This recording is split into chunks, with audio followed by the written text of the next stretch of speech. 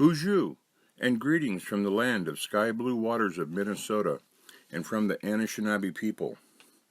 First, I want to thank the President of the General Assembly for inviting me to bring our Mother Earth approach in the implementation of education and climate change.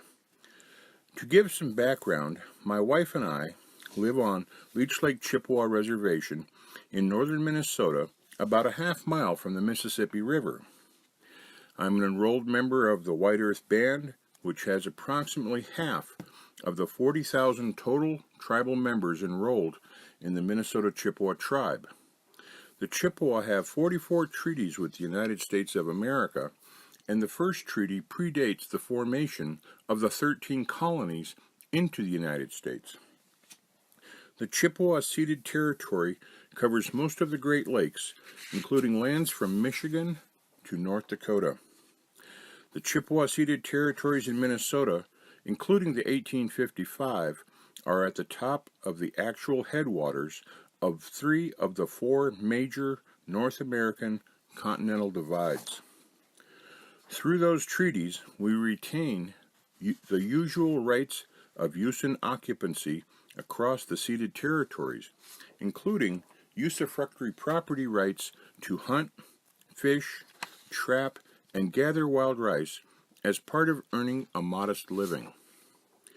From time immemorial, the wild rice crop of the waters of Minnesota, Wisconsin, and Canada have been a vital factor in the sustenance and continued existence of the Chippewa people.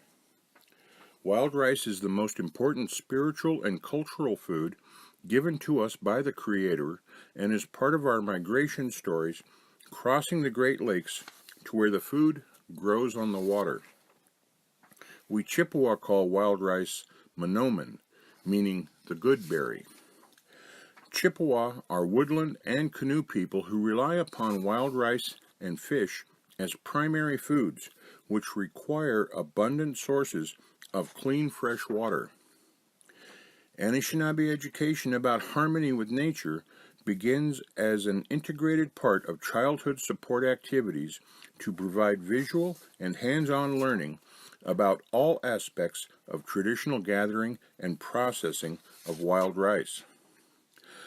I work as a treaty rights tribal attorney with Winona LaDuke and Honor the Earth to stop Enbridge's Line 3 replacement pipeline attempting to cross our off-reservation ceded territories' wild rice lakes, rivers, and freshwater resources. Minnesota is known as the land of 10,000 lakes, and according to the Minnesota Pollution Control Agency, there are thousands of impacted waters across Minnesota which no longer support a healthy ecosystem. The Minnesota Department of Natural Resources has admitted that climate change impacts walleye fishing and lakes in complex ways. Yet, simultaneously, other Minnesota laws and agencies are set up to support pipeline permitting. A major part of the efforts by Honor the Earth to stop Line 3 are about educating the non-Indian public about the causes and impacts of climate change, like the greenhouse gases, and the need for environmental justice to build an equitable and sustainable future, so that all humankind can learn and return to a relationship where we all live in harmony with nature, Mother Earth, and each other. Education alone does not stop big oil or reduce climate change impacts. As part of Chippewa efforts to protect our fresh waters and wild rice from climate change, we are using tribal legal authority to create the rights of monoman to challenge Minnesota's attempts to unilaterally decide water quality permitting under the Clean Water Act. By using tribal sovereignty, we can make certain laws regulating our rights to accessing natural resources, including water rights, to support tribal conservation and harvest codes. These tribal laws are protected by federal laws intended to protect natural resources and therefore are not subject to state jurisdiction and authority. Part of the legal strategy involves water rights.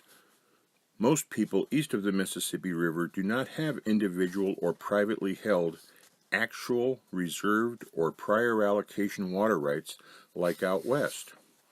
Non-Indian people around the Great Lakes have riparian or shared water rights, so in a legal challenge in court, the non-Indian property owners would not have standing in water rights challenge.